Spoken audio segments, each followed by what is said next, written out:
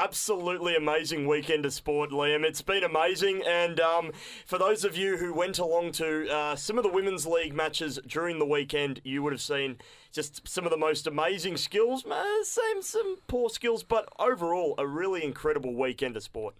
It was. I was lucky enough to attend two of the games. The first at Icon Park.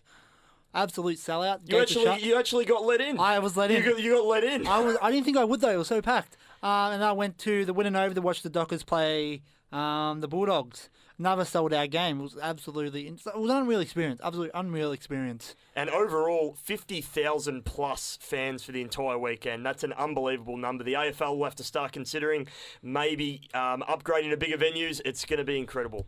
Oh, it was. And not just that. Let's take the credit away from the AFLW for 2 seconds here. It was a massive week in sport. You had the Rugby Sevens, you had the Auckland Nines, you had the NBA, you had the The Diamonds. Yes, you had the netball. You had Australia choking again in the cricket. We can't take a trick. We had the A-League. We had the most bizarre send-off you'll ever see. You had the W League. So we had it. If you were a sports fan saying you were bored this week, you are impossible to please. Liam, not only that, we also had bees. We had wasps on a ground as well in South Africa as well. We're also going to talk about that later. But it's the second time in history that we've seen players ducking on a field for obviously good reasons. But it's been an incredible week of sports. So we're going to cover all of that, including the Super Bowl that's going to be happening later on today, yes. Liam. First, we go to a song now. We got Corny Barnett, the double. No, with David. David Barnett. It's a bit of a tongue twister. This Oh, song. yes. We'll just chuck to the song. It's a good song here on the Sport Test. That was David by Connie Barnett, the official song. I got it right. It's a massive win for society now. Certainly is. Talking about massive wins, wow, wasn't it a big weekend in the AFLW? Big winners, of course, were Carlton getting over Collingwood 7-4-46, 1-5-11. Incredible what we were saying just before we came on air that the winners kicked between 6 to 7 goals and the losers couldn't get over 2 goals. So the winners certainly, granted, in the back lines, were doing a hell of a job. Oh, unless we go down to Saturday and we watch the Dockers play, who, like typical Freo, they played, this is absolute, just like the men. Good defence. Good ball movement. Couldn't kick to save their lives. No. And had a quarter fade out. That was Ross Lyon coaching to the max. Did they have a Zach Dawson equivalent in that team or? No. Everyone actually had talent, so. Oh, that's a relief. It's good to know. And look, the skill levels on show. We talk about some of the players of the match. Already, Carlton Collingwood. Of course, the big talk of the week is probably Darcy. How good was Darcy Vesio? Unbelievable. If you want to play to start it off, everyone thought more hope. And 4 sausage rolls in your first game. That's a hell of an effort. And unfortunately, let's talk about Moore. Poor Moore. Poor Moore. She really had no hope of winning. Mo Hope. Absolutely Mo Hope. It was disappointing. I mean, 4 touches. So, I mean, her Supercoach points could have even been in the negatives. Oh, yeah. Whereas Darcy could have well been on almost 200, could have almost Lance Franklin-like. She was just unbelievable. And, leads the I'd imagine the Coleman Medal or the equivalent she's got the goal kicking at the moment. It's goal kicking. Well, it could be the Darcy Award at the end of this season. Yeah, the Vesio Award. The Vesio goal kicking award, I tell you. It was a big win. Adelaide also got up against the GWS Giants. GWS were pretty disappointing. Couldn't kick a goal until the last quarter. So 3 quarters without a goal, pretty disappointing. But Adelaide, very, very good. Yeah, Phillips. 3 goals, 3. Had a handful of the ball as well. Couldn't kick in the first half. Come out, kick 3 in a row. Unbelievable. Nice, right? Copped a good old spray from the coach. Yeah, probably. Go over to Saturday. You've got the Western Bulldogs playing against the probably half die-hard supporters, half bandwagon, riding off the premiership. Whenever it was beautiful, went there. Despite the scoreline, best game of the round. Big call. Big call. Ooh. Big call. The most evenly matched game of the round. Yeah, I can live with that. I was there on Saturday night as well as Friday, and it was a very enjoyable game. Katie Brennan once again. In terms of the two teams, quality and players, it was probably the best. Due to the fact that Freo should have been in front by a handful, probably like 3 goals at half time, And then they actually forgot there was the second half until the last quarter. We're nowhere to be seen in the third. Katie Brennan, the Bulldogs skipper, played like a skipper. Absolutely killed it for the Doggies. Absolutely amazing. That's why the Bulldogs are premiership favourites. They showed and they defeated Dockers 44-12.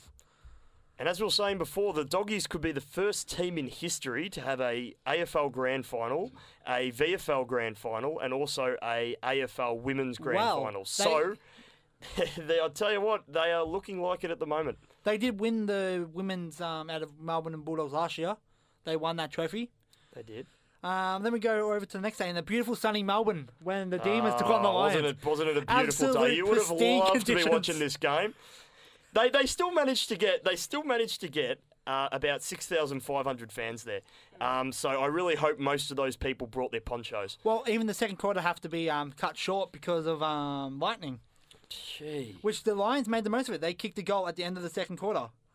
Which brought in, then they won. Melbourne 1 goal 4-10 to the Brisbane Lions 4 goals 125. Which is actually very good scoring in such really, really bad conditions, I must say. Down at Casey Fields, out of all places, they were playing that game at. Yeah, maybe should have played at Punt Road. Yeah, maybe Punt Road would have been a bit better. That's technically like that's right next to the MCG.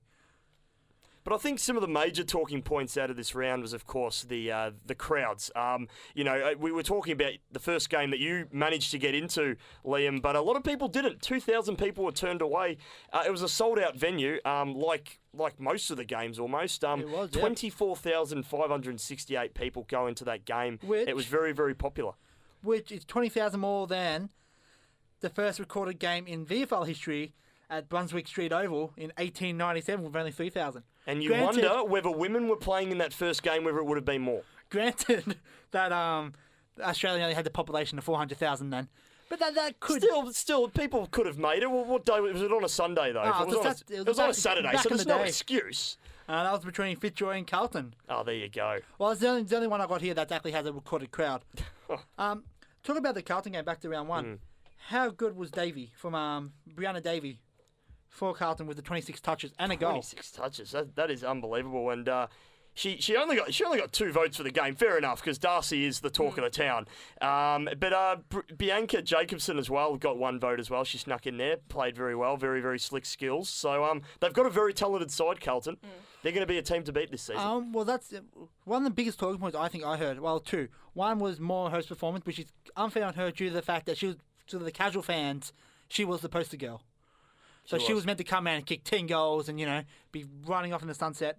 Wasn't her day. Do you think the pressure got to her? I mean, it would have had to play a big part, the expectation going into that game. Oh, there was Vesio in the forward line and everyone else was on more hope. So That's right. Yeah. She was a standalone figure in the forward line for Carlton. I wouldn't be surprised if she boots like 5 by 5 next week. You'd think a player of such quality will come back next week and have a big game. Oh, she will. She is the elite forward of the competition. And she has Melbourne next week, and Melbourne were pretty ordinary yesterday, so she could well do well in that one. But the other thing is, we were talking just before in our introduction, 50,000 fans was the total figure. Approximately this round, which is just unbelievable. You would imagine that the crowds maybe, once the novelty starts to wear off, might decrease slightly, but even still, more than 1.1 million people around Australia, and also a peak audience of 551,000. Melbourne watched the free-to-air at-home games, and another 123,000 tuned in Fox Footy as well. So that's huge crowds watching. Yeah, we're going to continue with the AFLW in just a second. First, we're going to a song. We've got Blame It On Me by George Ezra. Good morning. Welcome back to the Sports Desk on SYN 90.7 FM. Of course, you're listening to Serpers and Liam, and we were just talking before about the AFLW and what a big success it's been. We've actually got some incredible statistics for you right now, and Liam is going to kick it off for us. And Liam, besides the 50,000 fan toll, we've actually got some historical figures for you. Yes, and these are quite amazing. Well, this pretty much stems off a conversation I had with a guy last week. I'm not going to say the person's name. He's not interested in the game due to the fact that why would you want to go to a game where the team only kicks 3 goals? Each to their own, we're in a no hating zone here. But I go back to round 1, 1897. Let's go back in. 1897. For all you fans who were born around that year, you might remember this. So, Liam, yeah, let's jump in take out. it away, yes. Jump in out DeLorean. Here we go. So the total score for round 1, 1897 was 264 points due to our, and then go to round 1, 2017, about 208 points. Granted, the fact that there was shorter quarters now, plus it was atrocious conditions yesterday, it was a win. And one thing that everyone's got to remember about the league, this is the most important thing, give it time. Give it time. That's right. Like, there were some skills during the week that were definitely okay at best, but give it 5 years, wait. There'll be more teams, there'll be more training, and unlike Carlton's probably the best gelled team. That's right, and I think we underestimate. How important a gelling team goes. The full engine room needs to be working, and if the players all can gel and get along well and get that synergy going, they're going to have more success naturally. So I think you got to give it time. And some of those teams who didn't do too well, Collingwood, GWS, Fremantle, give them a couple of weeks. They will get better. And granted, like the Hawthorn team of the 2010, they were not built overnight. Oh, no. They didn't have, probably 10 trainings. You should know this. How many training sessions would they have together? 3 a week. So they had 3 training sessions a week. And, since November, I think they had a few weeks off for Christmas as well. Yeah. Plus, they have more, some of them are trained to be nurses, so I think they have more important things on their mind. That's right.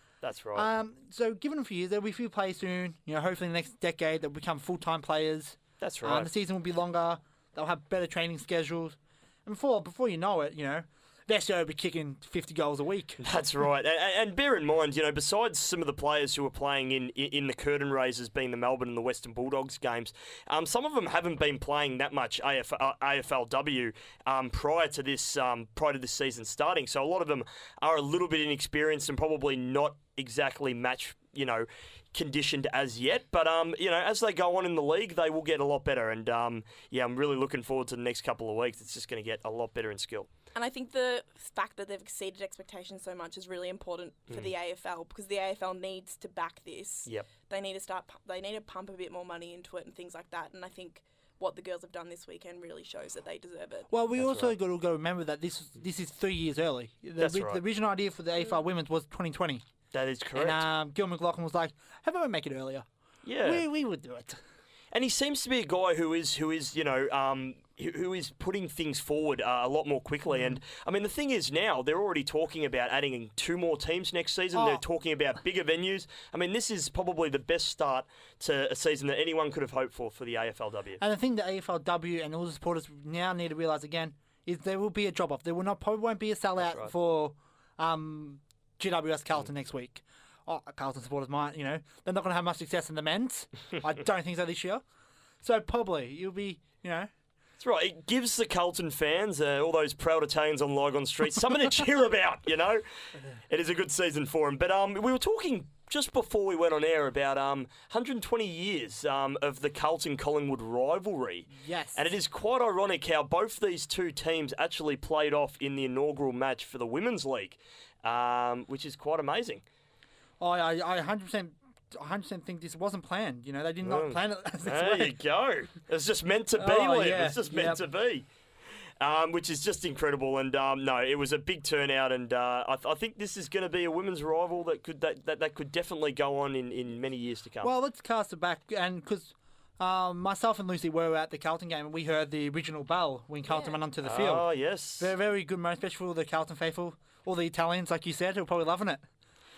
Did they have a couple of vinos streaming at the ground, Liam? A couple of glasses of vino, yes.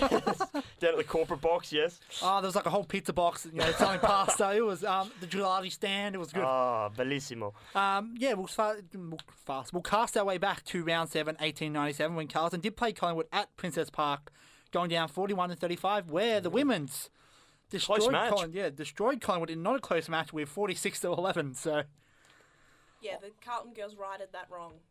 They did. It's been at the back of their head for a very long time, Carlton fans. They would remember that game very, very well. I'll ask both of you now. We could probably talk about this all day if we could. Player of the round. Of all the games, player of the round. Player of the round. Player of the round, I think, for me, would have to be either Bree Davey or Katie Brennan. Bree Davey, just 26 disposals. I think she got the most out of any player She the round. blitzed it. She blitzed it. And a sausage roll. And she kicked an amazing goal. If you saw that kick, it was like a bullet. It was amazing. Beautiful hand pass. And I think honourable mention goes to Darcy Vesio, of course. The fours don't get enough credit. But I think a player No. I think a player that hasn't been spoken about enough for Carlton is Bianca Jacobson, just because of people keep saying that Darcy Vesio was very, very smooth on the field, silky skills. Bianca Jacobson shows some real composure, confidence and assuredness on the field. Like every single time she got the ball, I felt like we were in safe hands. So I think she also needs to be acknowledged. What do you guys think? I think, yeah. There's always those underrated players. Those 1%ers can't go underestimated. Yes, exactly. Especially in a new competition where you only know a handful of players. Like That's absolutely right. I did not know who Darcy Vesio was until the weekend. And the only player I knew was the Fremantle captain, and I knew More Hope. Yeah. Oh, and I knew, I can't remember her name, the one who played in the EJ winning game for the last 5 years. Daisy, was it Daisy from Abby Melbourne? Holmes. Abby Holmes. Oh, Abby Holmes, the one that's also been working with Channel 7, doing the VFL coverage. Yeah. Oh, and Daisy Pearce. And Daisy Pearce. And I did read about a Brisbane player during the week on one of the news websites called Caitlin Ashmore, and she's from Brisbane. And believe it or not, she actually quit athletics. She was actually a very good javelin thrower, and she, like many of the AFL women's players, she does have a career outside of the footy, but she's also a black belt as well in karate. So there's not a lot she can't do. So let's not get into a fight with her. So you wait until it's rain, hail or shine. This lady's going to be out to fight. 25-year-old. She's done her teaching degree as well, so she's probably very good verbally as well. And so just watch out for Caitlin Ashmore. She's multi-talented. Who was your player of the round, Michael? My player of the round, look, you can't go past Darcy. I have to put emphasis on forwards, As important as some of those balls out of the midfield are, you've got to kick those goals. And in a match where, a team kicks 7-4 and a team kicks, 1-5, 4 goals is ultimately a big difference. So got to give it to her. I know it's probably an obvious pick, but you definitely got to give credit to those players. I'm going a bit different, actually. I'm going, because I was at both games. Unfortunately, I can't give it to a fellow defender. I love my defenders. Bit of a Danny Frawley type of thing. They don't get the credit. Agreed. Yeah. Joel Hamling should have won the North medal. Yes. Okay, I'm going to talk about Joel Hamling in a minute. I go for Katie Brennan. Captains, I love when captains stand up. Yep. And she kicked the goal in the second when Freo had all the momentum, kicking all the points, and come on the champion. Katie Brennan stood up. They also kicked the goal in the third, and she had a blitz. She blitzed it. She did. A captain performance. You cannot underestimate how important a captain's performance is. Exactly. She did really lift the Western Bulldogs on Saturday night. You could really tell that every single time went to the forward line, Katie Brennan was there. She was ready. They were definitely looking for her, and then she stood up, as you said. Yes. Now, let's go to the funniest side of football. Oh, here we go. Last week, 2 Fremantle Dockers players had to miss training for eating bad pizza. Oh, we've all been there. Yeah. Shane Kirsten and Joel Hamling. Joel Hamling got it worse than Kirsten. He actually had to go to hospital, where Kirsten, he's actually at training now. Hamling's not. More of the story, I think, in my opinion, is one came from Geelong, one came from Bulldogs. They should have just stayed in Melbourne. Now this is another question I've got to ask. That they're clearly inexperienced about where to go for pizza in Fremantle. Yeah. But second of all, do you think it could have been a bit of a ploy to strengthen these two up? They're probably thinking in Fremantle we are very strong with our diets. We've got a big immunity. Let's test out these boys. Let's put a bit of mystery meat on their pizza and see how they handle it. Yeah, strengthen. Maybe they're not training as well. Let's strengthen them up. Yeah, that's right. I'm blaming Zach Dawson for this one, but then again, I'm blaming Zach Dawson for everything. So that's the fair way. Sorry if you're listening, Zach Dawson, but yeah, mate. Well, actually, our slogan for most years is it's Dawson's fault, but our slogan this year is don't go five. Don't go five. The last two things before we wrap up about footy, we'll talk about. I think we all agree Dustin Martin's leaving Richmond. That was a given last week. Well, with them putting off contract talks for the year. Tell you what, and I'm an Essendon supporter. I'm not trying to be biased about this situation, but he did get very close a couple of years ago to signing for Essendon. So, never know. I just think when you put off contract talks for a year, Fife has not yet. So that's the thing. Fife currently has not put off contract talks with Fremantle. So positive there. Last thing about footy. The players for threatening the strike, I think, is absolutely pathetic. Oh, it's pathetic. and it's not the fact that these aren't first year players who are getting not much. These are the Pendleburys, the Dangerfields, who are getting more money than an average 9-to-5 worker. And then they come out and say, especially saying the public will support them. Now listen, Liam, I think I have an explanation for this. A lot of the players during their off season, they go to places like America and they see the Kevin Durant's and the LeBron Jameses, and they're probably going, gee, they're being endorsed by Nike and all these sporting brands, and they're getting paid so much. Why can't that be me? And they're probably, have these unrealistic expectations when they come back to Australia. I mean, get real. I mean, basketball is a very, very rich sport. If you just think about the celebrations, all that kind of stuff, and the players that are backed. It's ridiculous. I think athletes get too much anyways. Oh, it's... Like, seriously, Mr. Pendlebury and Mr. Dangerfield, lads. Absolutely, lads. You run around an oval, you kick a ball, you do your hair, you don't deserve almost $1 million. It's ridiculous. Okay, let's just calm down, take a deep breath, do some yoga, or get in a really bad flat and add like Joel Selwood does. When we also get back, we are also going to name the Forbes Sports Money Index 2016-20 athletes. So we're talking about the pay, and you probably will have a suspicion about who it is. I'm going to give you a tip. It's the two top played players are both football players, both soccer players. And also, speaking of soccer, we're going to talk about the A-League and the A-League Women. Yes, the grand final is the grand set final for the women's here on the sports desk. And we've got Tennis Court by Lord here on 90.7. This is a sports desk with Liam and Michael here, and we're going to talk about pay and some soccer. Yes, well, as I said before we went off air, the Forbes Sport Money Index have released their top 20 athletes in 2016. And drum roll, please, Liam. The winner is Cristiano Ronaldo from Portugal. And he took in a very, very lousy $114 million for the season, if you cheap. don't mind. Second place was Lionel Messi from, of course, the beautiful country of Argentina. He scored $106 million. Not too bad. I'll quickly rattle through the others. LeBron James, of course, as we said before, very highly paid sportsman. $100 million, if you don't mind. And he still can't fix up his hairline. And, of course, talking about headlines, a beautiful set of kills for this man, Roger the Dodger Federer. Oh, he's got beautiful hair. The legend who is just, he's never aging. He's immortal. He gets paid $88 million, and, of course, 2016 was a good year for him. Kevin Durant as well, $73 million, and Novak Djokovic, $72 million, considering he did drop down to number 2 in the world rankings. Pretty good. Just a quick basketball thing. Durant gets paid more than Curry. Yeah. Wow. Curry is not even in the top 10. In fact, Kobe Bryant, who, of course, retired in 2016, is on $65 million, and he's at number 10. But Curry's a very humble man. He's already had a media conference saying that money, if you pay some money, what's the point of playing? That's right. And he's and he's pretty loyal to his Golden State Warriors as well. So good on him. He's not up there, but maybe next year, maybe this year, he might. If he keeps on hitting those half-court shots, you gotta pay someone for that. That's right. I don't know who he's endorsed by. Now let's go back to we're gentlemen, so ladies first, of course. Of course. The W League. As we thought, we'll start off with on 4th of February. Perth Glory absolutely demolished Sydney 5-1. Wow. And not just that, their first goal. The first goal came in the 29th minute. No, Sydney scored the first goal of the game in the 23rd minute.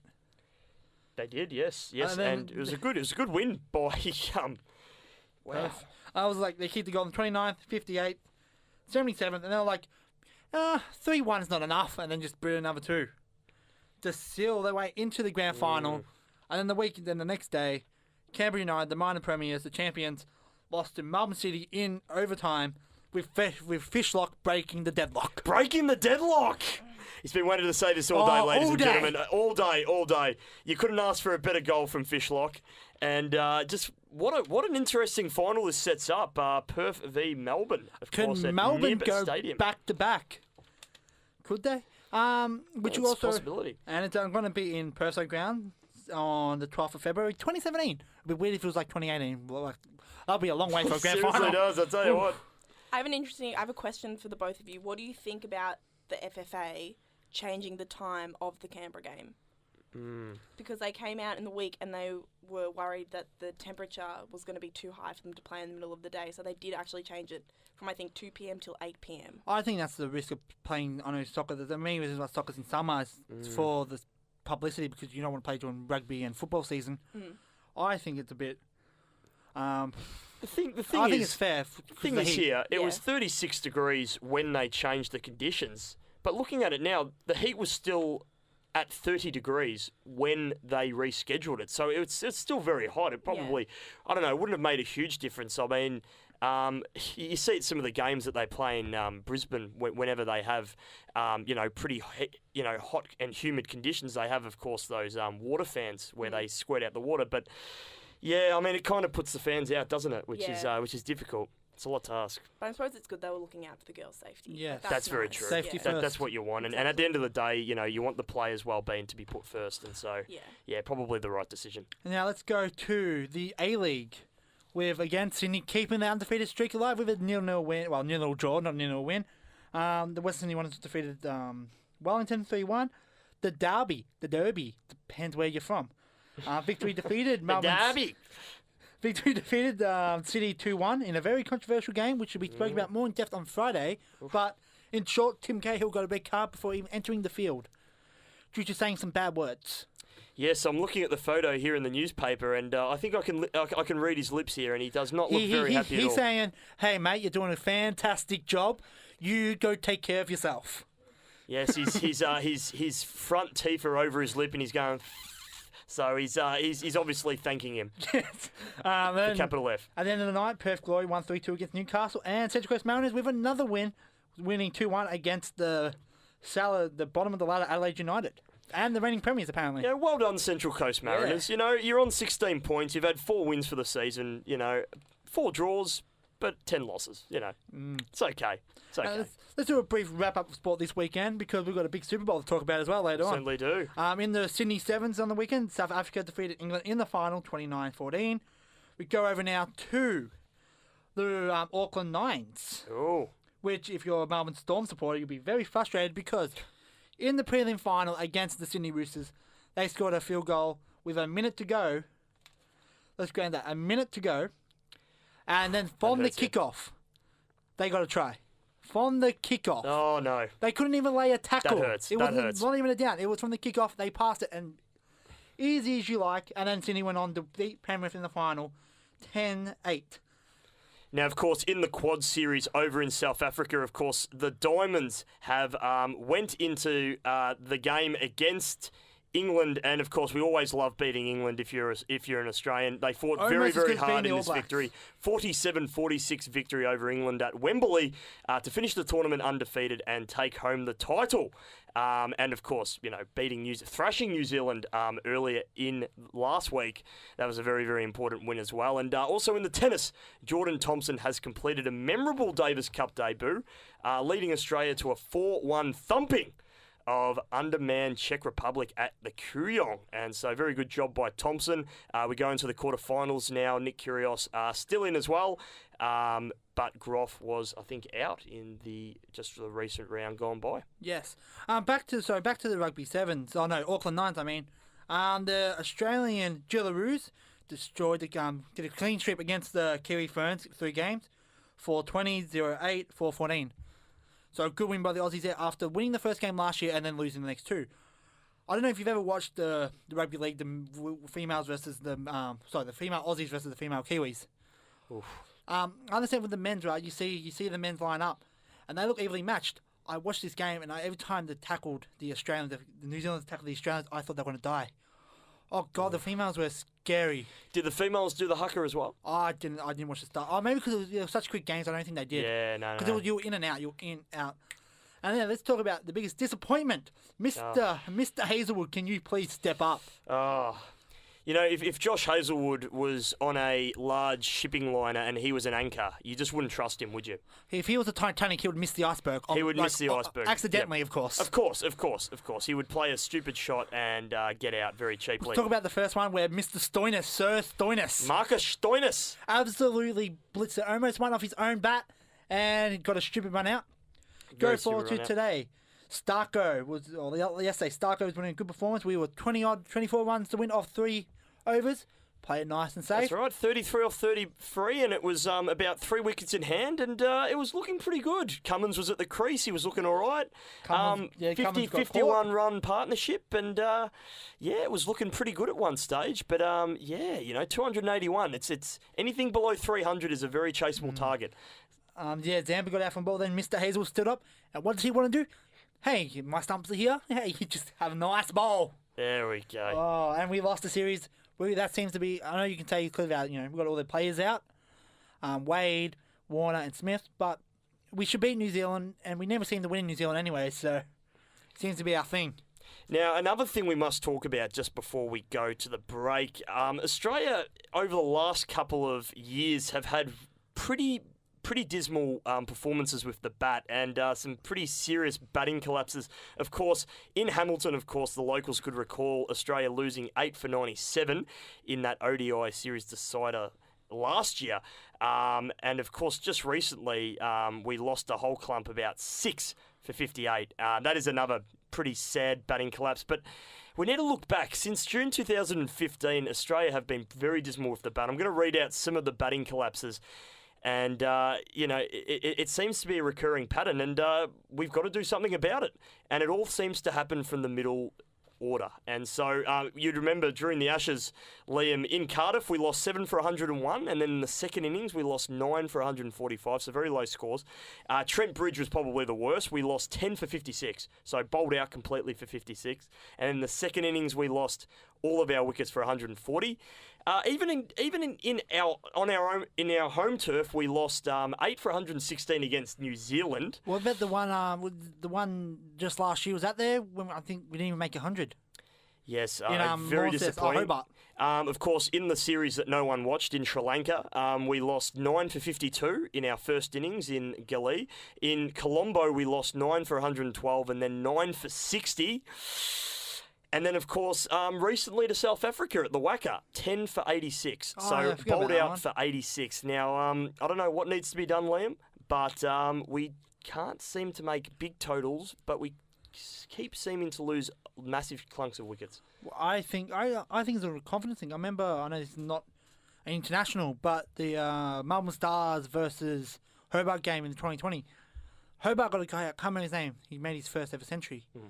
Full blank at the moment. And I thought Hobart was going to collapse. They ended up winning the game. It's just all about confidence after you lose that big wicket. That's absolutely right. Australia has a bad habit of losing that big wicket and then be like, time to go home. The problem is, when we lose a big wicket, we lose 3 or 4 afterwards, and that's the problem.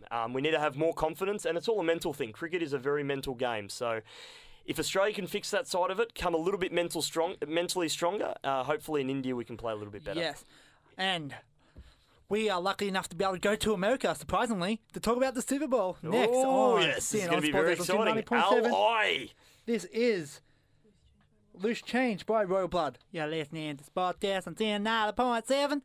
We're going to talk about the Super Bowl, and I'm going to make it really clear for you Australians out there. So, well, I'm awfully excited about this Super Bowl. Oh, thank you, Donald. We got the President of America here on Sportcast in exclusive. So you got the New England Patriots against the Atlanta Falcons. And for your Australians out there, I got the teams. For New England, you got Tom Brady, and Tom Brady. For Atlanta, you got no one. Don't need to worry. Let's go with the Patriots. What about Matt Ryan? Matt Ryan doesn't count. Oh, come on. He does not count. That's fair enough. Please continue. Yes. And it was a good way to the Super Bowl with Atlanta defeating the Green Bay Packers 44-21. And with the New England Patriots, they defeated the Pittsburgh Steelers 36-17. I gotta say, it's been a hard road to the finals, but you always find New England Patriots there. Much like my presidency, it's a bit of a fluke sometimes. And this is Super Bowl 51. 51 years of the Super Bowl, and what a way to kick it off in America. I mean, this is going to be very, very exciting. Oh, thank you, Elvis. Thank you very much. Live in the stadium. Thank you very much. The Super Bowl is that important that Elvis came back to life. Well, I think I think in this Elvis Presley voice, there's one statistic I should mention. On average, Super Bowl fans will eat 114 billion hamburgers, a Hong Kong burn of love, during the big game, of course. Dad, nothing. That's what I have for lunch. And we should mention that 114 billion hamburgers, that's per person. It's not the whole crowd combined. That's before the end of the first quarter. They just I was going to say. munch them down. But this is just a myth. But Americans would have to eat 46 hamburgers for that to be true during the match, which I could actually believe. I love the snacks. You see the snacks they use, and they all looks nice. Like, we've been to probably a few grand final barbies in our day. But will we have probably good snacks, good burgers, and that's about it. With America, they just have everything. Now this is another funny statistic about the big appetites during the Super Bowl. Apparently, and this is just a myth. The food myths believe that more than half of all avocados consumed annually in the US are sold in the week leading up to the Super Bowl Sunday. How does that work? They just want to have an avocado, you know? They want to have some salsa and some avocado, some guacamole. It's going to be a good game. Lady Gaga's doing the halftime entertainment. I think the biggest question out here is, first of all, is Lady Gaga going to be wearing a famous suit, the meat suit? Wrong. Not right. Throw it on the grill. No. I think she's past that stage now. I think they've actually put Lady Gaga in a vault when she's got a beautiful voice. She's a natural-born entertainer. But we're going to wait for her to go through that crazy stage, and then we're going to bring her to the 51st Super Bowl. Yes, I love when celebrities go through their crazy phase. It makes everything better. I know the best thing, the Super Bowl is the reason why the AFL want to do that stupid rule and make our grand final nighttime or twilight. Don't wreck with tradition. The thing is, with the Super Bowl, they have some amazing ads featuring these very, very well-known comedians. And millions of dollars ads. What are they going to play? They're going to play Katut and... are they going to do that again? No, we can't match them. Calm the bunnies are going to go on a snag. Yeah. I took my droid down to Bunnings to get my snag. No. People don't care about that. The thing is, I think it's been a Super Bowl tradition that they've had it at night, and it's became a marquee event. In fact, a lot of people go to the Super Bowl not just for the ball game. If you remember last year, it was a kind of a pretty lackluster game, but this season, expecting a little bit more. Before we wrap up, who's your tip? I'd love the Atlanta Falcons to win, but I think with Tom Brady in any side, you got to tip them. Yeah, you got to tip the New England Patriots. I've been a Falcons fan from way back. Goddamn! But you can't go past the Patriots at being the best team all season. So we got to go Patriots, but I love the Falcons to win. Gotta love the Atlanta Falcons. So I'd like to big thank you to our hillbilly Donald Trump, and Elvis is coming back. Thank you very much. An exclusive. Elvis is back.